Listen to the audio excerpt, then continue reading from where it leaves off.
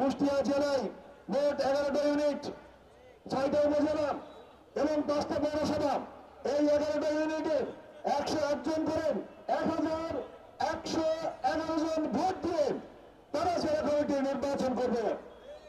ইতিমধ্যে এই প্রক্রিয়া শুনে অনেকে বলেছেন যে এই প্রক্রিয়া সেফ না, এতে আপনারা ফেল করতে পারেন।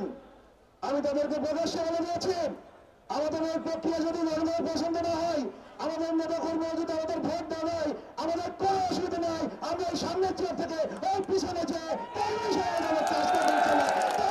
এই প্রক্রিয়া আমরা বাস্তবায়ন করবো থাকবো ইনশাআল্লাহ।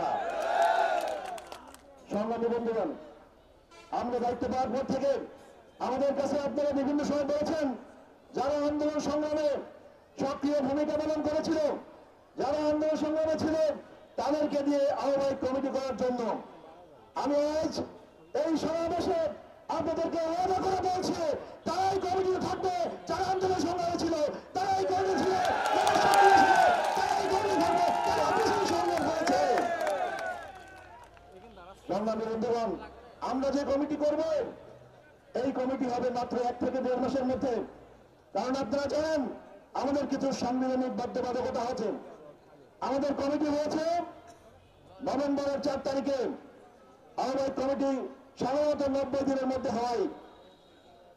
এই ধারাবাহিকতায় আমাদের কুষ্টিয়া জেলা সম্মেলন করতে হবে ফেব্রুয়ারি মাসের প্রথম সপ্তাহের মধ্যে।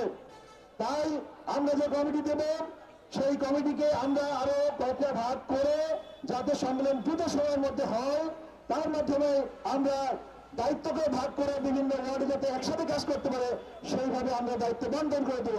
এবং আপনাদেরকে বলি, আমরা যেমন যারা আন্দোলন সংগ্রাম করেছে তাদেরকে দায়িত্ব দিব, ঠিক একইভাবে আপনাদের প্রতি আমাদের আবেদন আছে, আপনাদের প্রতি পরামর্শ আছে।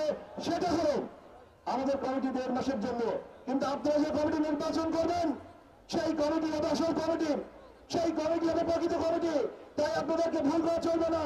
আপনারা যেমন আমাদেরকে বলেছেন, আমরা আপনাদেরকে বলতে চাই, আপনারা তাদেরকে ভোট দেবেন যারা আন্দোলন সংগ্রামে ছিল, আপনারা তাদেরকে ভোট দেবেন যাদেরকে আপনারা পেয়েছেন, আপনারা তাদেরকে ভোট দেবেন।